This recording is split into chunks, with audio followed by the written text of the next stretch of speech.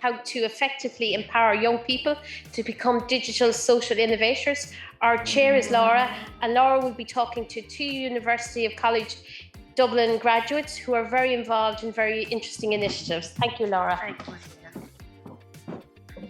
Hello there, everybody. Thank you for coming back and saying hello to us again. I'm going to be talking about a completely different topic for a completely different audience, and it's focused on young people, and particularly NEETs, which is young people that are not in employment, education or training. So a lot of these people, young people are, we say, they're probably, some are in crime, some are probably just lost their way, some of them just dropped out of school, but they want to better themselves. So this is what this training is focused on, in helping them on that journey, but particularly in social innovation and entrepreneurship. So this was a topic I knew nothing about when I started this project, right? Social innovation is pretty new. And especially when it wraps up that amazing word. So these are the main things that I'm going to talk about. I'm going to tell you what it is. I'm going to tell you the technology aspect to it.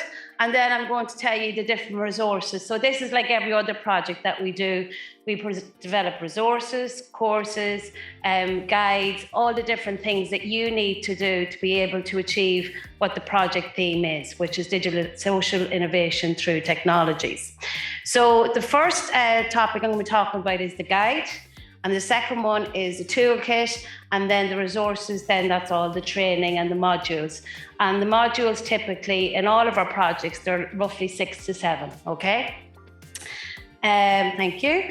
So again, so young digital social innovation is about empowering young people to be entrepreneurs in this realm. Next one, please. Thank you. So here we go. So when you're thinking of social innovation, what you're thinking of is different challenges that we have in our existing social environments and in our community. So if you think of unemployment, disabilities, education, healthcare, inclusion, everything and anything that challenges our communities in some way, and what we, in terms of the services that we need to provide to the different people within our communities, what are they? So for example, with the age, it could be healthcare. So how can we socially innovate the healthcare system through digital technology? All right, so we go on to the next one. So digital social innovation as a definition brings together people and digital technologies to tackle social environmental challenges, and it refers to the growing movement of tech entrepreneurs and innovators operating for the benefit of the civil society and who develop digital social solutions to social challenges, okay? So fundamentally, what we're trying to do here is equip young people to become entrepreneurs with digital. And the great thing about digital technologies is they don't need a lot of resources. A lot of stuff is already out there. It's online and it's accessible and it's fairly cheap as well. Some stuff is actually free in terms of digital tools. So a lot of them, what they actually need is just to know where to get it, how to do it, and how they can do it themselves. And a lot of young people these days aren't afraid to tie up their boots and get on with it and make a change themselves. Okay, I'm going to the next one. So this is one example of a guy, his name, he's from Germany, and he's got a cloud-based API, Arduino open source electronics data platform. So that's very technical, etc. But he started this company as a young guy with two of his friends. And what they do is they put sensors into people's homes where they can detect different environmental factors such as noise pollution, air pollution, and other factors, so they can assess it and store all the information and then understand how to tackle those problems.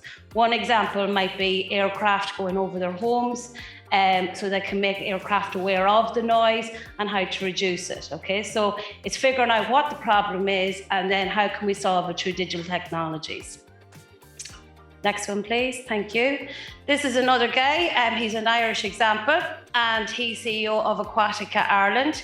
So what he does is he reduces wastage in domestic, industrial, and agricultural situations. So what he did was he was working in the classroom, and he decided to come up with this project based on challenges that he faced in his community. Okay.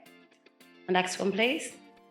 Now, for all the resources, everything I've talked about here is in the resources. So if you want to read further or see the videos, so as you can see in each of those slides, there is a video interview where they explain better.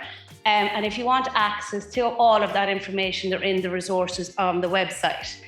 And this is where you have the guide, the toolkit, and the course, etc. Next one, please.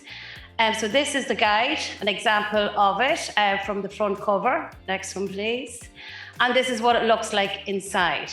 So we cover, I'm just going to go up a little bit closer. It covers it in terms of youth work, so how you can deliver to youth groups and youth organisations. And obviously the youth sector is fundamental in communities today, especially when combating unemployment and social integration as well for young people. Then it covers digital democracy, environmental climate change, health and social care, migration and integration, skills in teaching and food.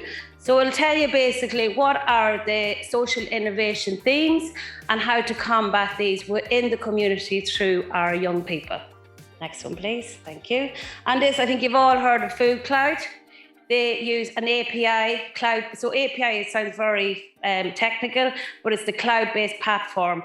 And what they do is to try to save food wastage within the communities across Ireland by taking leftover food from supermarkets and different food chains and then redistributing it to services that need it, such as domestic violence centres or refugee centres, so it doesn't go to waste, okay?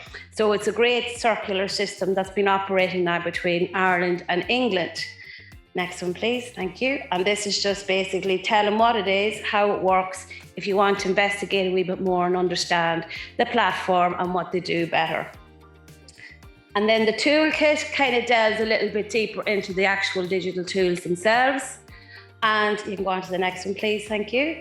And these are the tools that you can use to do all of these things that I'm talking about. And they're actually fairly free and accessible. So we focused on digital pedagogy tools, then community tools, social good tools, creating tools, and then virtual mentoring tools that young people can use. And then it talks about the benefits of them. I don't know if you're familiar with Padlet, Miro, Trello, TED-Ed. So there's loads of them there. And the good thing is that if you are a youth educator, most likely fact is that if you are talking to young people, they're already aware of these tools and already using them, but they just haven't linked up the entrepreneurship bit to it and how they can benefit their communities. Next one, please. And this is just an example of what the tools cover. So it covers about the tool, how it is in action, how to get started, the benefits, the advantages, the disadvantages, and just basically so you can assess which is the right one for you and what you want to do as a social entrepreneur. Next one, please. Thank you, James. And then we have the online educational resources. So there are actually 7 modules altogether for digital social innovation. And it covers, basically, if I'm going to the next one, please, thank you. These are the themes. So module 1 covers digital social innovation just as an introductory module. Then module 2 talks about the opportunities that are existent already in our communities, that's already happening. So maybe your young people can learn from other young people. Module 3 then is how to master and implement design thinking. So design thinking is fairly new, but it's been very active in the last few years within our classrooms particularly and in our education systems. But we do need to bring that deeper and further into our youth organisations within the communities. Then we have number 4. So you've decided what your idea is, you've tested it through design thinking, you've figured out what it is. And then module 4 nicely brings you on to how you can bring it forward and how you can partnership with other existing organisations or networks so that you're not feeling on your own and you've all the supports that you need out there to drive your business forward. Then number 5, it covers the finance and the funding. Obviously, young people might be a wee bit sceptical about going to a bank or going to a big lender or an investor. And this focuses more on bootstrapping and frugal innovation and how to be resourceful and tap into other online platforms that can help you fund your project. Then module 6, it looks at mission marketing. So how do you communicate your idea? How do you get into the hearts and minds of your audiences and get them on board and become an ambassador of what you're doing, and obviously communicate what you're trying to do as well out there. So the next one, please. So we can go on to the next. This is module 1. So I'm just going to give you an example of a couple of the slides. I'm not going to go through them in detail. So this is one that just covers artificial intelligence. So it tells you what it is, and it gives you different examples. Typical artificial intelligence that we all are aware of that you might realize is chatbots, auto-correcting on your phones, e-payments, Google Maps, face detection and recognition. So there's a lot of them that are out there already. And obviously your phone identifying facial features, which is quite new at the minute as well, but it's progressing quite rapidly. Next one, please. Thank you, James. And then it has a series of other technologies such as blockchain and how it works, starting from the basics and building forward through video explainers. Next one, please. Then we've got cloud analytics. So I think a lot of people are fairly familiar with cloud. You may not realize you're using it every day, all day, more or less on your phone. I don't know if you're linked to it or not, but it's all around us really, and especially in COVID, when you think of Dropbox or Facebook. I don't know if you've Google Android, your gallery, your photographs, you might automatically load them up there. Then you've got Amazon and other different technologies that are already. Actually, the majority of technologies are cloud-based at the minute for storage purposes, for the majority. And the next one, please, James. So this is another example of a young digital social innovation project over in England using artificial intelligence. And what they did was they came up with a project called AliChat, and it was to help students overcome any anxiety issues they had, or problems with bullying, or any little thing that was bothering them in school, even how to study or get support through studying. So this is a platform that they could talk and listen to each other and get the help they needed to do what they needed to do, and help them with their problems in a confident and comfortable environment. Next one, please. Thank you. And then the sixth one, this is module 6. I'm just going to show you a couple of examples of different slides that we've used in it. This is how to tell your story. And marketing, I suppose, especially for social innovation, is quite different to other marketing, because you are talking about doing good, social good. It's quite different to a commercial unit or, a commercial enterprise. So it has its own story to tell in comparison to other sectors. So it's how you raise awareness we focus on, how to understand the problem and the solution, and help others to understand the problem and the solution as well. How to help people care about the cause, and actually make sure that they can link up with you and become part of your initiative. And how to feel a sense of urgency that this problem needs to be tackled as a collective as soon as possible. And what you can do in your community, no matter how small or how big, it all contributes to the social cause. And then know how to help. So what particular help can you provide as an individual? So it provides all the different options that you can do there. Next one, please, James. And this is Kitchet. So what they have is just a quick overview of their story. And it's how they save food wastage. This is for homes. Particularly, and how you have it's basically an app, and it prevents you from wasting your food at home. So on the go how much food you have used in your house, and you don't go out and you buy a jar of something when you already have a jar of it at home. It helps you manage your food wastage in different ways. Next one, please. Thank you. So this is the Alex Velopoulos, and he's the founder, and there's a little interview in there with him on how he did it. And like a lot of ideas, his was sitting around the table with his friends and having a chat, and he was tired of hearing people wasting food. So he decided to say, look, I'm going to fix this and do something about it. And that's how it all started. Next one, please. And this is a little video about it and some stats. Next one, please. And this is how he tells his story. So one way he tells his story is that he publicizes it on his website.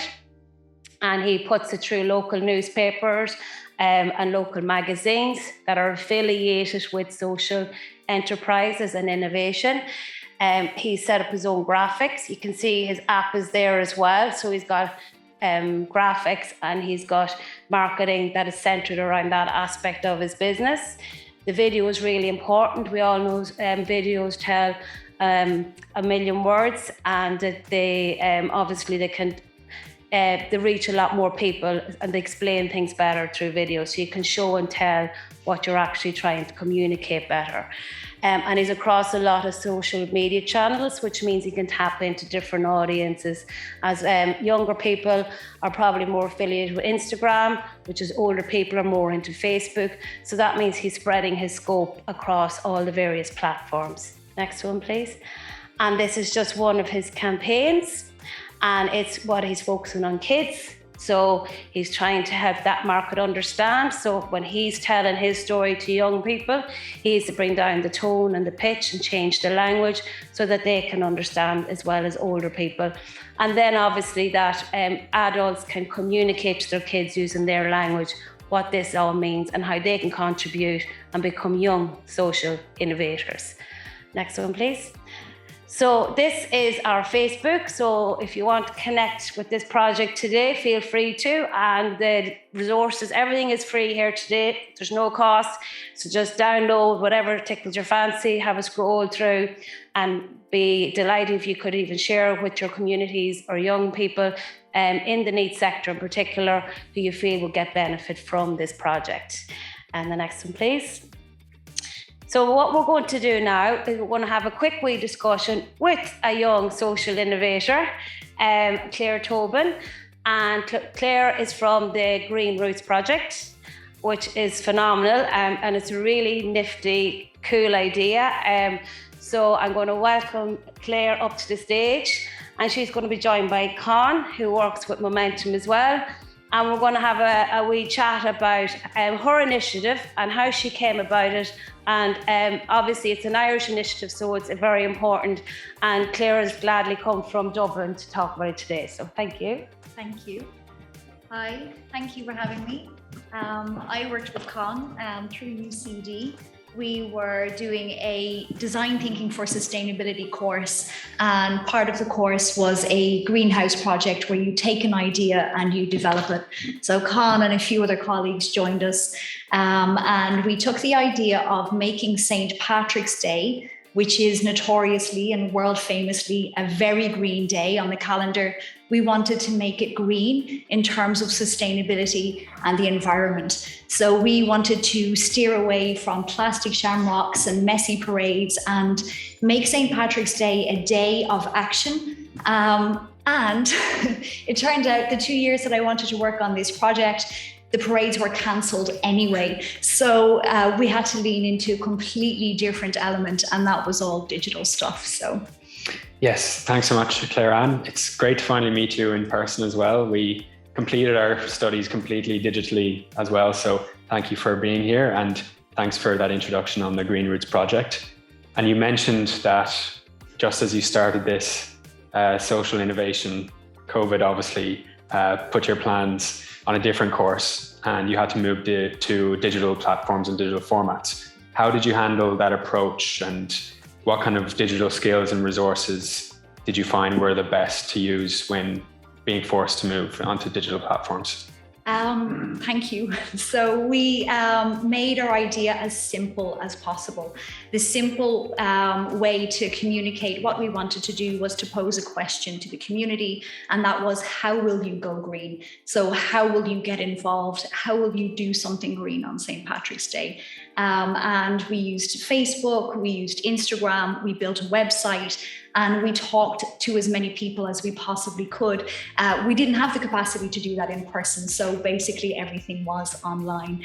And for me, I would not say that I was a very technically astute person when I started this project. I could send an email, I did have Facebook, I was aware how to do hashtags on Instagram, but it really propelled me to learn more and to use new mediums, and particularly because our team was working without face-to-face interaction. We were on Zoom, we were using Miro and Padlet and, idea sharing programs. Of course, now next year with COVID lifting, you'll want to bring this to groups, to people getting together in person. But what digital aspects will you be hoping to keep and build on that you learned this year? On our website, we had a document which we shared with school teachers, and the school teachers shared them with their students. And this was a little resource guide of projects that the teachers could do in the classroom. And we will definitely hold on to that. It was a brilliant way to get a lot of people involved, and a lovely way to share the idea with very young people. So that's something that we will definitely hold on to. This idea has the capacity to reach as many people as celebrate St. Patrick's Day, which is a huge amount of people. And we're talking about people who enjoy celebrating with the Irish, or the Irish diaspora, which is millions of people worldwide. So having that aspect of digital communication really gives us the opportunity to speak to people in that way. One thing we did was pose that question, how will you go green, within community groups for Irish abroad? And we got beautiful answers. People told us what they would do, how they'd celebrate the day, and how they'd make it more green. And that is also an element that we'd like to bring forward. And you mentioned there, this social innovation obviously can reach anyone who wants to celebrate St. Patrick's Day. But I think we both found that young people especially were getting involved and eager to get involved in this. Do you think there's a drive from young people to get involved in social innovation? Absolutely. Because our area of interest is the environment and sustainability, the biggest example, of course, would be Greta Thunberg and the climate strikes for schools, and how that spurred on a bunch of knock-on events like Fridays for Future, led by the older generation.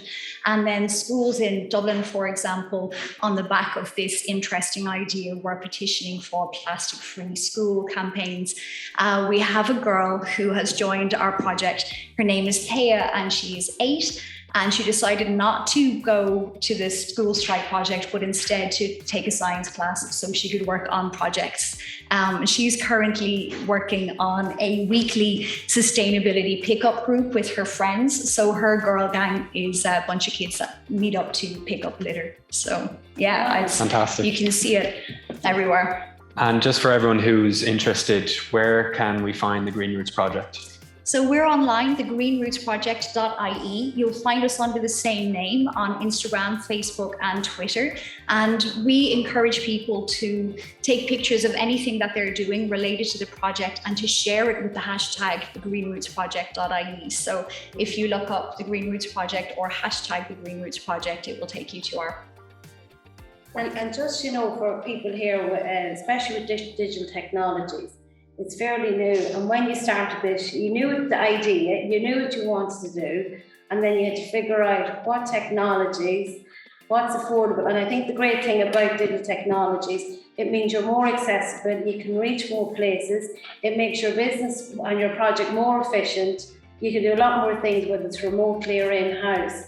So, I'm just assuming they're probably the kind of things you were looking for when you were selecting your digital technologies, is it? Or yeah, absolutely. I think I was very surprised at how quickly the idea was picked up once we were able to share it with more people than we would have if we were actually out just planting trees on the day. So yeah, picking things that give us that wide reach, but also tapping into particular groups, young and old, gives us that access. Claire-Anne, thanks so much. We're very looking forward to St. Patrick's Day 2022 and see how it develops. Cheers. Thank you. We're just going to have a short break now for 10 minutes, and it'll be just an opportunity for you to take a deeper look at the resources developed and being showcased here today. And we'd love if you could approach the guys who presented here with your questions and